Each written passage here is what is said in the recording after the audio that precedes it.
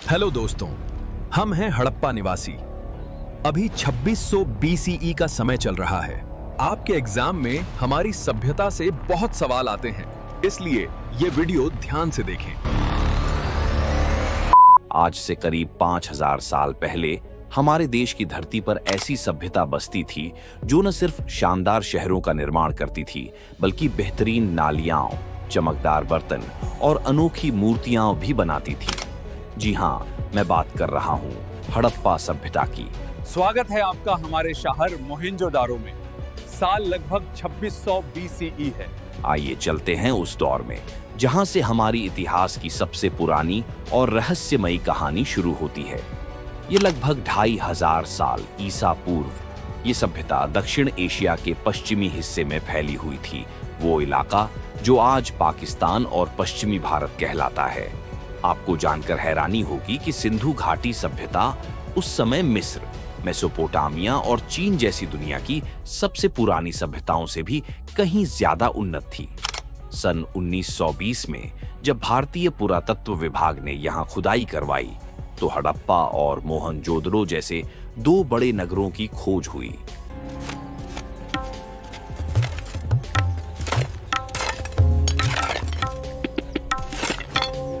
और फिर 1924 में विभाग के डायरेक्टर जनरल जॉन मार्शल ने आधिकारिक तौर पर दुनिया के सामने इस नई सभ्यता की घोषणा की।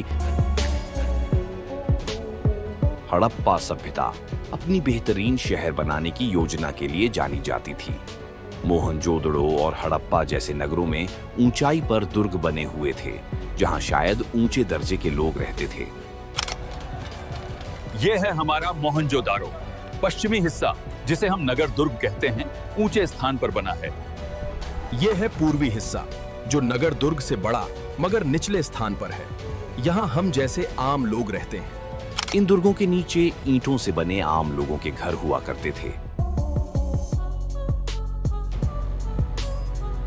इस सभ्यता की सबसे खास बात थी ग्रिड सिस्टम, मतलब सड़कों को इस तरह बनाया जाता था कि वे एक दूसरे को सीधी 90 डिग्री पर काटे। देखिए, हमारी गलियां पूरी तरह सीधी हैं और 90 डिग्री के कोण पर एक दूसरे से मिलती हैं। ऐसी व्यवस्था आपको हड़प्पा और मोहनजोदड़ो दोनों स्थानों पर दिखाई देगी। यहाँ बड़े बड़े अन्न भंडार बनाए गए थे।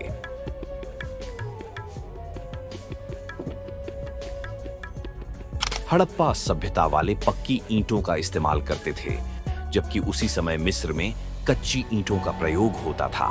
हम मजबूत पक्की ईंटों से घर बनाते हैं। इनके शहरों में नालियों की व्यवस्था बेहद शानदार थी। हर छोटे बड़े घर में अपना नहाने का स्थान और आंगन होता था। कालीबंगा में ज्यादातर घरों में कुएं नहीं मिले। लोथल और धौलावीरा जैसे नगर मजबूत दीवारों से घिरे हुए और हिस्सों में बटे हुए थे। ये है हमारा महान स्नानागार, पक्की ईंटों और जलरोधी गारे से बना। हड़प्पा सभ्यता के लोग कांसे की चीजें ढालना जानते थे। तांबा राजस्थान की खेतड़ी की खदान से मिलता था और टिन शायद अफगानिस्तान से लाया जाता था। बुनाई के काम में इस्तेमाल होने वाले ठप्पे कई जगह मिले हैं।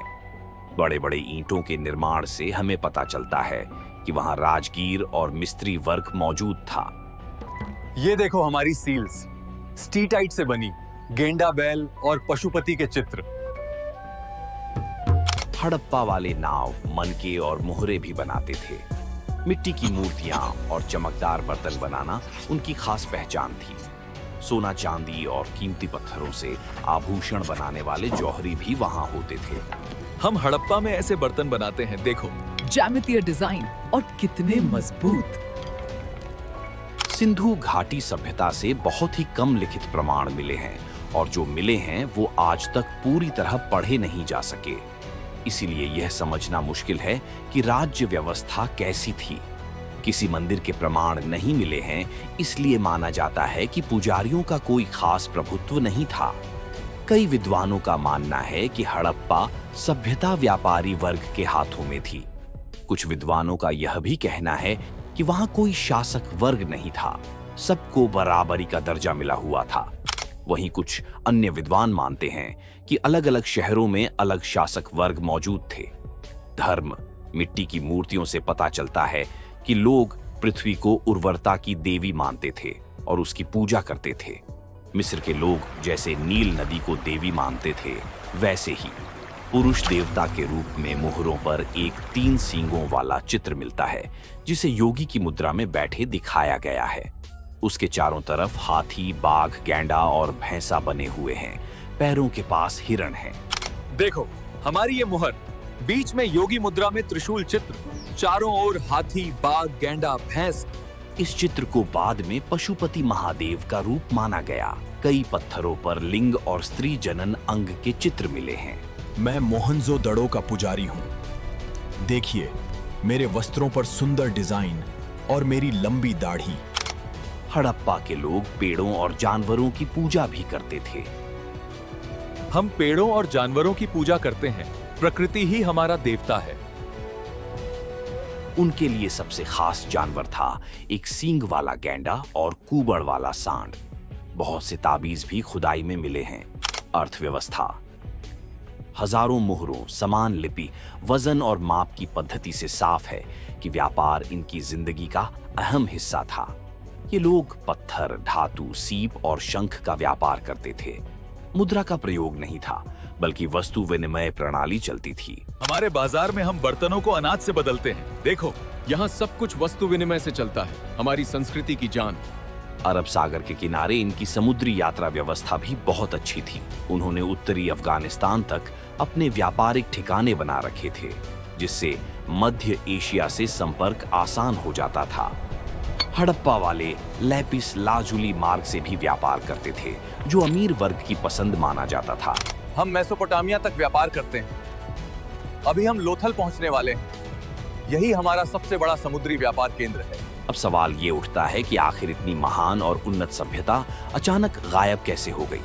इतिहासकार मानते हैं कि लगभग 1800 ईसा पूर्व के आसपास सिंधु घाटी सभ्यता का पतन शुरू हो गया था, लेकिन इसके कारण आज भी पूरी तरह साफ नहीं है। कुछ विद्वानों का मानना है कि इंडो यूरोपियन जनजातियां, जिन्हें हम आर्य कहते हैं, उन्होंने आकर इस सभ्यता पर हमला किया और धीरे धीरे इसे कमजोर कर दिया।